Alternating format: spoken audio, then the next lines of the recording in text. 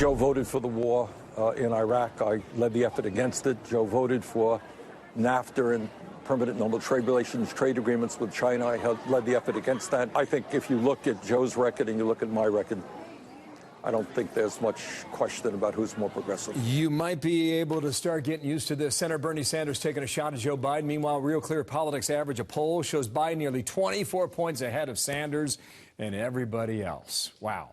Donna Brazile, former interim chair for the DNC, Fox News contributor. How you doing? Good morning to you. Oh, good morning. So they're starting to fire inside the tent. How do you feel about that? Oh, it's going to backfire. People know Joe Biden. Joe Biden can walk into a union hall, he can go to a corner grocery store, and go to church, in a black church. Joe Biden is one of those candidates that people know.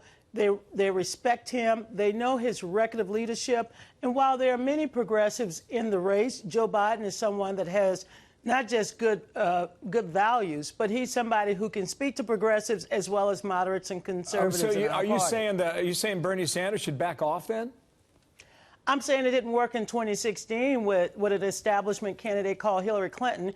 She received 4 million more votes. I'm just saying that perhaps the best way to win, if you're not Joe Biden, is to go out there and to talk about your record of leadership, talk about the things that you hope to do to help the American people. But to attack Joe Biden simply for being Joe Biden, that's not going to work. This is politics. I mean, you know, of course it's politics. You know the way that works.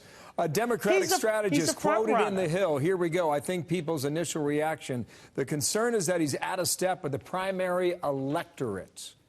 And, I don't know that. What were you shooing away there? Was that a Louisiana fly? What was that? I don't know. That was not a Louisiana fly because they don't fly that high. They're gut-level flies. This was like a big bee that just came after me. So I don't, you know me, I don't like things to fly in my face. I thought you were shooing me away, okay? Honey, no, not you, Ronna McDaniel was with us 2 hours ago, right? You ready for this? Roll it. Give this a listen. Here she is, head of the RNC. I think he's a temporary front runner. He's gotten a bounce because of name ID, because he just launched his campaign. Obviously, he's well known around the country. He has not faced any tough questions, and he certainly hasn't hit that debate stage with those other 20 candidates. How about that?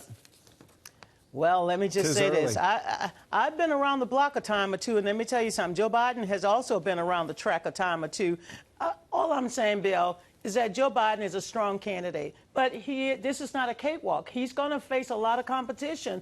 And you have some people like Kamala Harris and, of course, Elizabeth Warren and others that believe that the party should go in a different direction. So I'm looking forward to the debates as well. Okay. All right. So they start in about a month's time. Here's the question on impeachment. NBC News, Wall Street Journal. 48% say don't impeach. 32% say keep investigating. You got a big split on this as well.